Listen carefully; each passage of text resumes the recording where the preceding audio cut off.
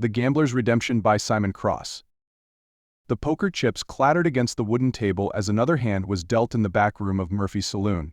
Sarah Mitchell pressed her ear closer to the thin wall separating her modest quarters from the gambling den, her stomach clenching with familiar dread. Through the haze of cigar smoke and whiskey-soaked laughter, she could make out her father's voice, strained, desperate, making promises she knew he couldn't keep. "One more hand, gentlemen. I've got something worth more than gold." Sarah's blood ran cold. She knew exactly what her father intended to wager, and it wasn't the deed to their struggling general store. It was her, or rather, her hand in marriage to whoever held the winning cards. The door to her room burst open without ceremony, and Thomas Mitchell stumbled in, his weathered face flushed with drink and shame. Behind him loomed a figure that made Sarah's breath catch in her throat, tall, broad-shouldered, with dark hair that curled slightly at his collar, and eyes the color of winter storm clouds. Unlike the other men who frequented Murphy's establishment, this stranger wore his clothes with an elegance that spoke of breeding and education, though his presence in such a place suggested a fall from grace. "Sarah, dear, meet your intended," her father slurred, swaying on his feet. "Mr. James Sinclair, this is my daughter, the finest catch in all of Cedar Ridge." James Sinclair's jaw tightened almost imperceptibly as he took in the scene. The ramshackle room with its faded calico curtains, the young woman in her simple blue dress standing with her chin raised in defiance despite the tears threatening to spill from her green eyes, and the broken man who had just bartered away his own daughter's future. "Mr. Mitchell," James said, his voice carrying the refined cadence of Eastern education, "perhaps we should discuss the terms of this arrangement more privately." "Nonsense." Thomas waved his hand dismissively. "Sarah's agreeable. Always been an obedient girl. Haven't you, my dear?" Sarah's hands trembled as she clasped them together, but her voice remained steady. "I am not a poker chip to be wagered, father, nor am I agreeable to being sold to settle your debts." The stranger, James, studied her with those penetrating gray eyes, and Sarah felt as though he could see straight through to her soul. There was something in his expression that wasn't quite what she'd expected from a man who would accept such a barbaric arrangement. Instead of triumph or possessiveness, she glimpsed what looked almost like regret. "Miss Mitchell," James said, inclining his head with formal courtesy, "might I have a word with you alone?" Thomas started to protest, but James silenced him with a look that could have frozen the Colorado River in July. "I believe the lady deserves to voice her opinion on the matter that so intimately concerns her future." After her father stumbled out, muttering about ungrateful children and interfering strangers, Sarah found herself alone with the man who had apparently won her in a card game. The silence stretched between them, heavy with unspoken questions and accusations. "You must think me quite the villain," James said finally, moving to the small window that overlooked Cedar Ridge's main street. In the afternoon light, Sarah could see the fine lines around his eyes that spoke of both laughter and sorrow, and the way his expensively tailored jacket hung slightly loose on his frame, as if he'd lost weight recently. "Are you?" Sarah asked, surprising herself with her boldness. "A villain, I mean." He turned to face her, and she was struck by the weariness in his expression. "I suppose that depends on one's perspective. I'm certainly not the man I once was, nor the man I hope to become." Sarah moved closer, studying this enigma who had wandered into her life like a character from one of the dime novels she secretly read. "Then why did you accept my father's wager? Surely a man of your obvious education and means could find a wife through more conventional channels." A bitter smile touched the corners of his mouth. "You assume I have means, Miss Mitchell. Appearances, I've discovered, can be most deceiving." "Then you're as trapped as I am," she said softly, understanding dawning in her eyes. "Perhaps we are both prisoners of circumstance," James acknowledged. "But that doesn't mean we must accept our chains without question." Over the following days, as news of the unusual betrothal spread through Cedar Ridge like wildfire, Sarah found herself drawn into increasingly lengthy conversations with her reluctant fiancé. James had taken rooms at the boarding house run by Miss Henderson, a formidable widow who brooked no nonsense, and whose approval was harder to earn than a preacher's blessing. It was during one of their supervised meetings in Miss Henderson's parlor that Sarah began to piece together the mystery of James Sinclair. He spoke with the casual familiarity of someone who had attended the finest universities, referenced books and authors that most frontier dwellers had never heard of, and possessed table manners that would have impressed Boston society matrons. You weren't always a gambler, Sarah observed one afternoon as they sat on the boarding house porch, ostensibly chaperoned by Mrs. Henderson, who was dozing in her rocking chair. James paused in his whittling. He'd been carving a small wooden bird for Mrs. Henderson's granddaughter, and met Sarah's inquisitive gaze. "What makes you say that?" "The way you hold your knife. You're not trying to impress anyone or prove anything. My father whittles to keep his hands busy when he's anxious about money, but you're creating something beautiful simply for the joy of it. That suggests a man who was once free to pursue art for its own sake." "You're very perceptive, Miss Mitchell." James resumed his careful work on the bird's delicate wing. "I was indeed something else before I became what I am now." "And what was that?" "A teacher," he said quietly. "I taught literature and philosophy at a small college in Massachusetts. I believed in the power of words to change minds and open possibilities." Sarah felt her pulse quicken. What happened? James was quiet for so long that Sarah began to think he wouldn't answer. When he finally spoke, his voice carried the weight of old pain. "I fell in love with someone I shouldn't have. Made choices that cost me everything: my position, my reputation, my family's respect. She was already married, you see, to a man with considerable influence." "So you came west to escape the scandal?" "I came west to disappear," James corrected. "I never intended to become what I am now. But when a man has nothing left to lose, he discovers he's capable of things he never imagined." Sarah reached out tentatively and touched his hand, stilling the knife. "We all make mistakes, Mr. Sinclair. The measure of a person isn't in their past failures but in how they choose to move forward."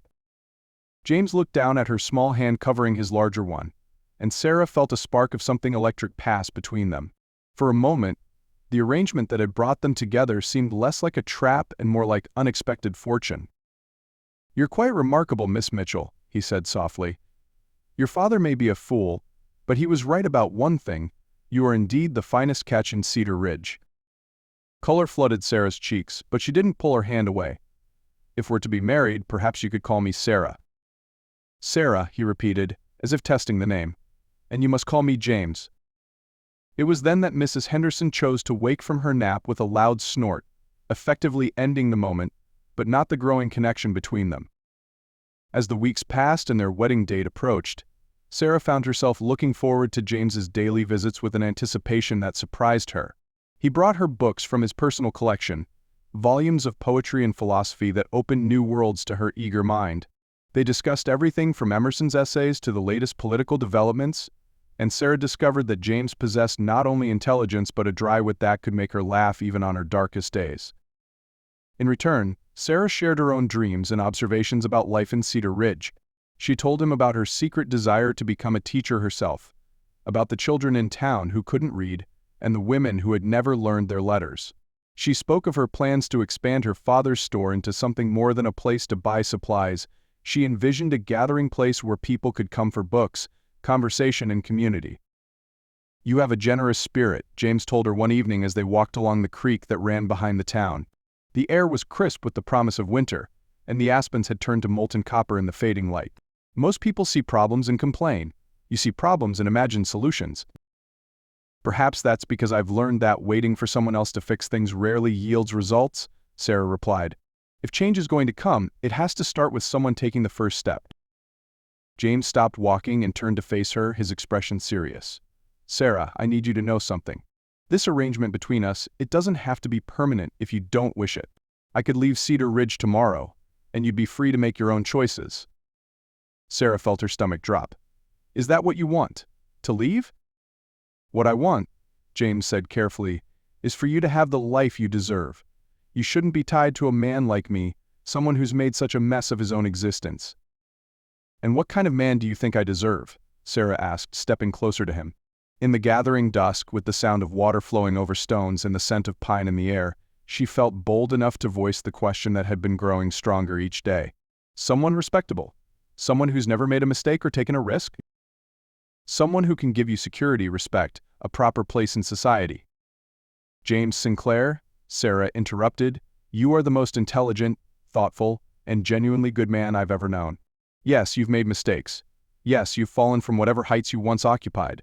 But the man standing before me now is someone I've grown to care for deeply. Someone I believe I could love, given the chance." The words hung between them like a bridge neither had expected to cross. James reached out and cupped her face in his hands, his thumbs brushing away tears she hadn't realized were falling. "Sarah," he whispered, "I never dared hope. After everything I've done, everything I've lost, I never imagined I could find something this precious." When he kissed her, it was with a tenderness that spoke of reverence rather than possession. Sarah felt as though she were discovering what it meant to be truly cherished, and the realization left her breathless. Their wedding took place on a crisp November morning in the small church that served Cedar Ridge's various denominations.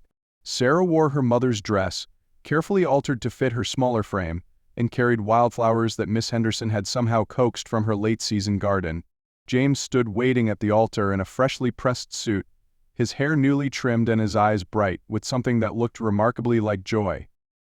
Thomas Mitchell, sober for once, walked his daughter down the aisle with tears streaming down his weathered cheeks. "I'm sorry, Sarah," he whispered as he placed her hand in James's. "I know I've been a disappointment, but maybe this time things will work out better than I deserve." "Love finds a way, Papa," Sarah whispered back, squeezing his hand before turning to face her future. The ceremony was simple but heartfelt, conducted by Reverend Matthews, who had known Sarah since childhood. When James spoke his vows, his voice carried across the small church with quiet conviction. "Sarah, I come to you not as a man without flaws, but as someone who has learned the value of second chances. I promise to cherish your dreams as if they were my own, to support your ambitions, and to love you not in spite of your strength but because of it. You have shown me that redemption is possible, and for that gift I will spend my life trying to be worthy of your faith in me." Sarah's own vows were equally sincere. "James, you have taught me that true nobility comes not from one's circumstances but from one's character. I choose you not because fate or circumstance brought us together, but because I recognize in you a kindred spirit, someone who believes in the possibility of transformation. I promise to stand beside you as we build a life based on mutual respect, shared dreams, and abiding love." As the months that followed would prove, their unconventional beginning was merely the foundation for an extraordinary partnership. James used his education and natural leadership abilities to help transform Sarah's modest store into a thriving business that served as both mercantile and informal library. Sarah's vision of creating a community gathering place became reality as people began stopping by not just for supplies, but for the intellectual stimulation of James's impromptu discussions on literature and current events. Together they established Cedar Ridge's first proper school, with James serving as headmaster and Sarah teaching the younger children. The rough mining town gradually evolved into a more civilized community, drawing new settlers who were attracted by the promise of education and culture alongside economic opportunity. Thomas Mitchell, inspired by his daughter's example and son-in-law's patient encouragement, gradually conquered his gambling addiction. He threw himself into learning the finer points of running a business and proved to have a natural talent for understanding what people needed before they knew they needed it. One evening, as spring returned to the mountains and Sarah and James sat on the porch of their expanded home, watching the first stars appear in the darkening sky, Sarah reflected on the strange turns that had brought them together. "Do you ever regret it?" she asked, settling more comfortably against James's shoulder. "The choices that led you here?" James considered the question seriously, as he did most things. "I regret the pain I caused others through my poor judgment. I regret the opportunities I squandered and the trust I betrayed. But regret the path that led me to you? Never." He turned to look at her, and Sarah saw in his eyes the same wonder she felt whenever she contemplated the unlikely love they had built together. "You saved me, Sarah, not from poverty or disgrace, but from becoming someone I couldn't respect. You believed I could be better than my worst moments, and somehow that faith became the foundation for actually becoming that better man." "We saved each other," Sarah corrected softly. "I was drowning in this place, accepting limitations that were never really mine to accept. You showed me that intelligence and ambition aren't sins for a woman to possess, they're gifts to be cultivated and shared." As if summoned by their conversation, a small voice called from inside the house, "Mama, Papa, come see what I drew." Sarah smiled and rose to answer the call of their 6-year-old adopted daughter, Lucy, whose parents had died in a mining accident the previous year.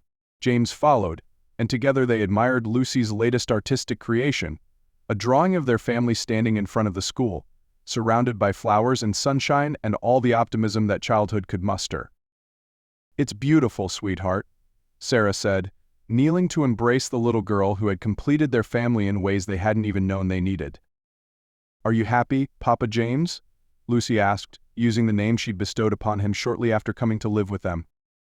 James looked at his wife and daughter, at the home they had created together, at the life that had grown from the ashes of his former existence, and his answer came without hesitation. "Happier than I ever thought possible, little one. Happier than I ever thought I deserved to be." Later that night, after Lucy had been tucked into bed with a story and a song, Sarah and James returned to their porch to continue their conversation under the star-filled sky. The town below them was quiet except for the occasional sound of laughter from Murphy's saloon, though the establishment now served as much coffee and conversation as whiskey and wagering, thanks to James's influence and Sarah's gentle but persistent reforms. "I've been thinking," Sarah said, "about what we want to do next." "Oh?" James raised an eyebrow, recognizing the tone that usually preceded one of his wife's ambitious new projects. "There are other towns like Cedar Ridge was when we arrived, places where people are struggling not just economically but intellectually and culturally. What if we could help them the way we've helped our own community?" James was quiet for a moment, considering the implications. "You're talking about leaving Cedar Ridge?" "I'm talking about expanding our influence," Sarah clarified. "We could establish a network of schools and libraries, train other teachers, create a system that could spread throughout the territory. Imagine the lives we could touch, the communities we could help transform." The idea was ambitious to the point of seeming impossible. But James had learned never to underestimate his wife's capacity for turning dreams into reality. It would mean a great deal of travel, significant financial investment, and considerable personal risk. "Yes," Sarah agreed. "It would also mean the chance to multiply everything we've accomplished here. To prove that education and culture aren't luxuries for the wealthy but necessities for anyone who wants to build a meaningful life." James reached for her hand, intertwining their fingers as he had done countless times over the years they'd been together. "When do we start?" Sarah's smile could have lit up the entire territory. "I knew you'd say that." "Did you now?" "I married a man who believes in second chances, remember. Someone who understands that our past doesn't have to define our future. I knew that man would never be content to stop growing just because he'd found happiness." As they began to plan their next adventure, the establishment of what would eventually become a renowned network of frontier schools, Sarah reflected on the mysterious ways that life could surprise even the most careful planners. She had begun as a young woman trapped by circumstances, resigned to a fate she hadn't chosen. Through a strange combination of her father's weakness, a card game's outcome, and her own courage to see possibility where others saw only problems, she had found not just love but purpose. James, for his part, marveled at the transformation that love had worked in his own life. He had come to Cedar Ridge as a broken man, convinced that his mistakes had permanently closed off any chance for redemption. Instead, he had discovered that some endings were actually beginnings in disguise, and that the woman who had supposedly been won in a poker game had actually won him back from the brink of despair. Years later, when their network of schools had indeed spread throughout the territory and beyond, when former students had become teachers and leaders in their own right, when the story of the gambler and the shopkeeper's daughter had become something of a legend in the West, Sarah and James would still return to that porch on quiet evenings. They would sit together under the same stars that had witnessed their courtship, watching new families build their lives in the community they had helped create, and marveling at the unexpected paths that had led them to each other. Their love story had begun with what seemed like the worst kind of bargain. A woman wagered and won like a piece of property. But it had evolved into something far more precious, a partnership built on mutual respect, shared dreams, and the revolutionary idea that two people could love each other, not despite their flaws but because of their commitment to becoming the best versions of themselves. In the end, Sarah thought, perhaps that was what true love really meant, not the fairy tale notion of finding someone perfect, but the far more challenging and rewarding reality of finding someone worth growing with, someone whose dreams were worth sharing, someone who could see in you the person you had the potential to become, and love you enough to help you get there. The gambler had found his redemption, the shopkeeper's daughter had found her freedom, and together they had discovered that sometimes the most unlikely beginnings could lead to the most extraordinary endings.